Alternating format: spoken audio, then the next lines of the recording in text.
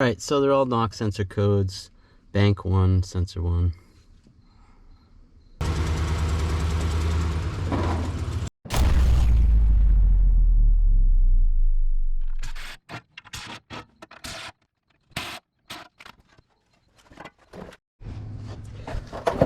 So there it is on the driver's side.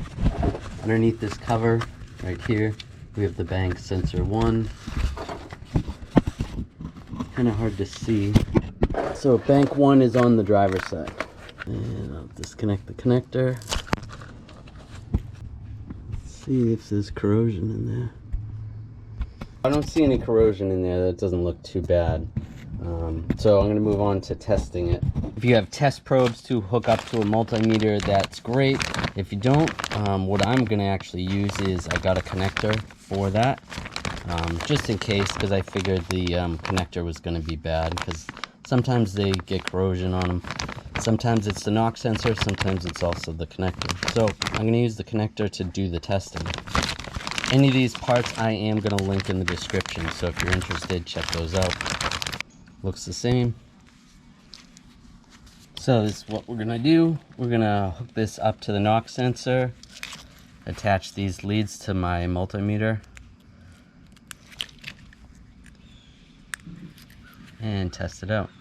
This is a better image of the knock sensor. It's right there. You can see it. A little bit tricky to get to, but not too bad.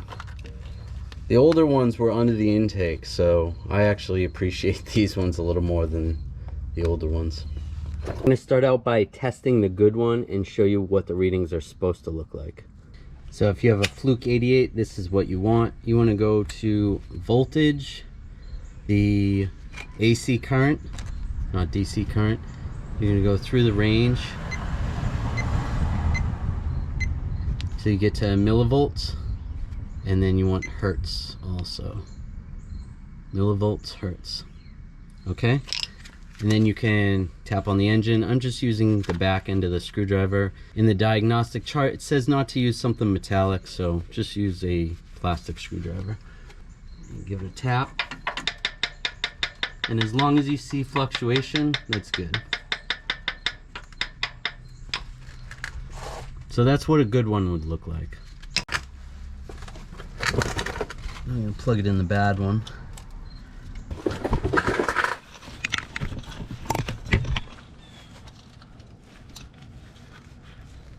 So plug the connector in, lock down.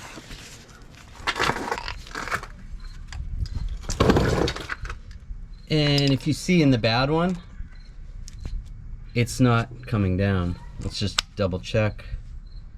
Reset the meter.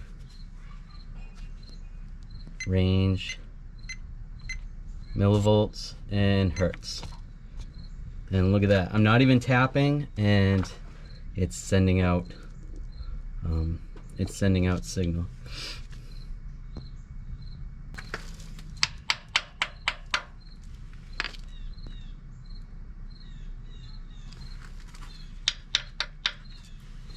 Yep.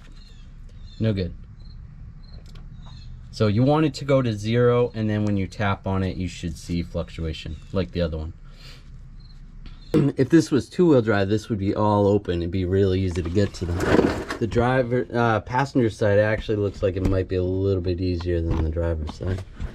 But that's okay. I'm going to replace both of them.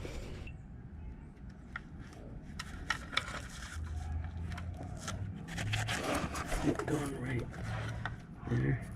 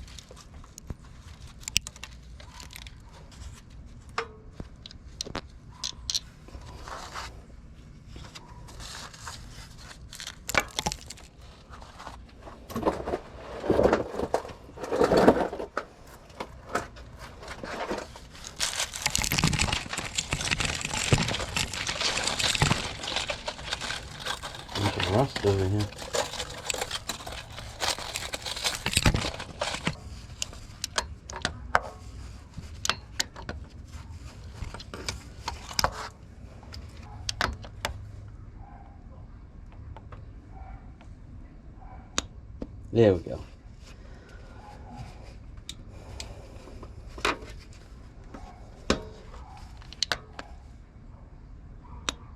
Alright, I get a click out of it.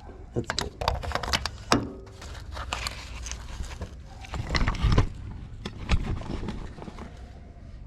Now, for now, I'm just going to reuse the old connector. I will replace this connector down the road, but for now, we tested it and the sensor was bad, so normally definitely replace the connector as well. Line that up, plug it in, and put this little cover over there.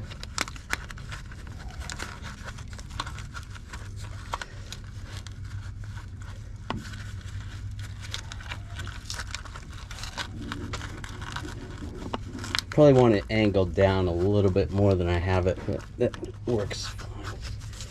Alright, looks good. Let's clear these codes. Erase the codes. Are you sure you want to erase the codes? Yes.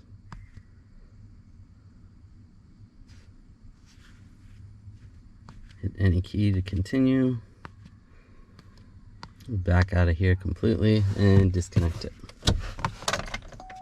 Let's start it up.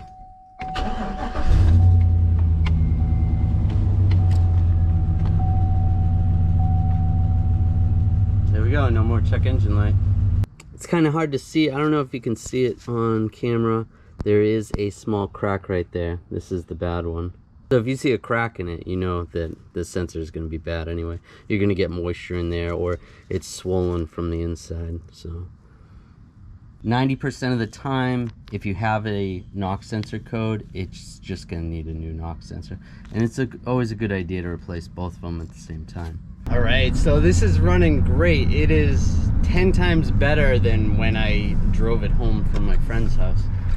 Normally, knock sensors don't cause much drivability issues, but for this one, I was actually surprised how much of a drivability issue there was. There was definitely a lack of power, and it could be the way the knock sensor was shorted and stuff, causing the computer not to realize that it was a knock sensor issue. I just made that up. I don't know what the heck I'm saying. If you enjoyed this video, make sure to subscribe to my channel. This is exactly what I used to do. I used to be a GM Master Tech for over 20 years, and this is right up my alley, working on a Chevy. It's been a while since I've worked on Chevys, but I enjoyed this job. Just because the knock sensor doesn't test bad doesn't mean it's not a bad knock sensor. If you get a knock sensor code, I would probably put a knock sensor in anyway, just because it's a common problem on these and even older vehicles. But it's nice on this one, you don't have to take the intake off.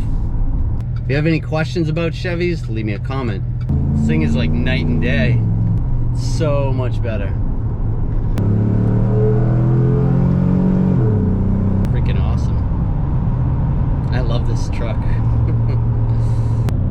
Alright, so for you guys that have made it to the end of the video, what do you guys think? What's better, Chevy, Dodge, or Ford? I obviously like Chevys because I like working on them. I don't know that they're the best. I mean, I think this truck is the best, but what do you guys think? I really don't like working on Fords, but there's nothing really wrong with Fords. Dodges are always pretty awesome. They look great and they ride great. Again, I don't work on a lot of Dodges, but once in a while. There's that Ram that I work on in some of my other videos. It's pretty sick. Check out some of my other videos. I do a lot of automotive and mechanical type stuff. Some reviews, tool reviews, and check out some of those.